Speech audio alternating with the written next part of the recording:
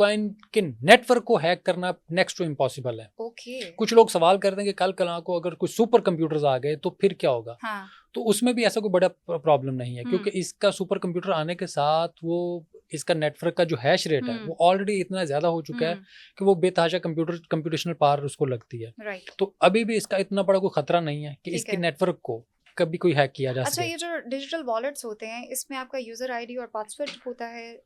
Digital wallets की बिना अब आपको सिंपल सी बात यही समझा दें कि आप हर बंदा, कोई भी बंदा है, मसलन अगर आप स्मार्टफोन यूज़ कर रहा है तो वो कोई ना कोई उसकी गूगल आईडी या एप्पल आईडी वगैरह होती है। अच्छा। तो जिस तरीके से आपका इंटरनेट के ऊपर ईमेल अकाउंट बना हुआ है, एक मिसाल है, या कोई भी सोशल मीडिया का अकाउंट है, तो वो एक आपका यूजर नेम होता है, ठीक है, और इसी तरीके से आपका एक पासवर्ड होता है। और अगर आप पासवर्ड भूल जाओ, हाँ, अब इसमें भी यही मैं बात करना चाह रहा हूँ कि एक तो अगर आप ईमेल के पासवर्ड भूल जाते हैं तो फिर आप वो सर्विस प्रोवाइडर जो भी है आप उससे कांटेक्ट बैक करते हैं। वो आपको कोई ना कोई आपका जो सीक्रेट फ्रेज या कोई आपका कोई भी चीज़ हो आपके साथ में वो पासवर्ड रिन्यूअल हो जाती है।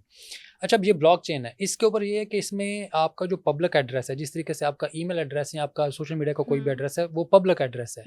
वो वॉलेट का वो एड्रेस है जिसके ऊपर कोई भी बंदा आपको कोई चीज़ भेज सकता है या जिसके जरिए आप लोगों से इंटरेक्ट कर रहे होते हैं।